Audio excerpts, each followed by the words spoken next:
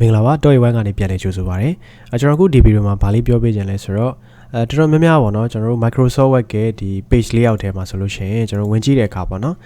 ကျွန်တော် A4 site တွေ legal site တွေတချို့ကျတော့ပေါ်တာရှိတယ်မပေါ်တာရှိတယ်ပေါ့နော်တချို့ဆိုလို့ရှိရင်လည်း A3 site ပျောက်နေတာမျိုးရှိတယ်ပေါ့နော်အဲ့ဒါဆိုရင်ကျွန်တော်တို့ဘယ်လိုမျိုးအဲ့ A4 တို့ legal တို့ပြန်ပေါ်အောင်ဘယ်လိုမျိုးလုပ်ရလဲဘာ setting ချိန်ရလဲဆိုတာကိုကျွန်တော်အခုဒီဗီဒီယိုလေးမှာပြောပြသွားမယ်ပေါ့နော်အဲ့တော့ကျွန်တော်တို့အရင်ဆုံးဘာလုပ်ကြမလဲဆိုတော့ဒီ Word ကိုဖွင့်ထားလဲရတယ်ပိတ်ထားလဲရတယ်ပေါ့နော်ကျွန်တော်တို့လောလောဆယ်ခဏထွက်လိုက်မယ်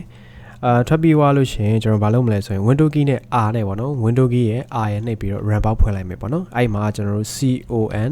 control ပေါ့အကုန်လုံးအသေးတွေပဲရိုက်ပေးပါ control bar နဲ့ setting တွေကိုသွားမယ်ပေါ့နော်အဲ့တော့ control အသေးတွေအကုန်လုံးရိုက်ပါပြီးသွား enter ခောက်ပါ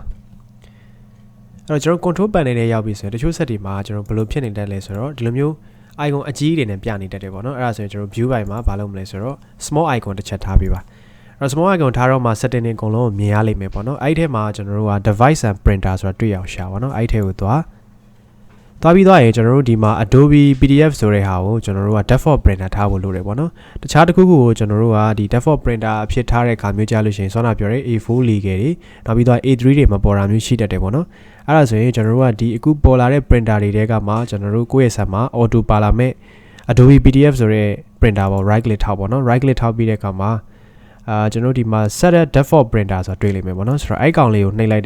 လို့ရှိရင်ဒီလို box ပေါ်လိမ့်မယ်အဲ့တော့ကျွန်တော်အဲ့မှာ okay လေးနှိပ်လိုက်ပေါ့နော်ဒီကောင်အမှန်ချင်လေးဖြစ်သွားပြီဆိုရင်ကျွန်တော်တို့ web ကိုပြန်ဖွင့်ကြည့်ပြီးတော့ page layout ထဲမှာ A4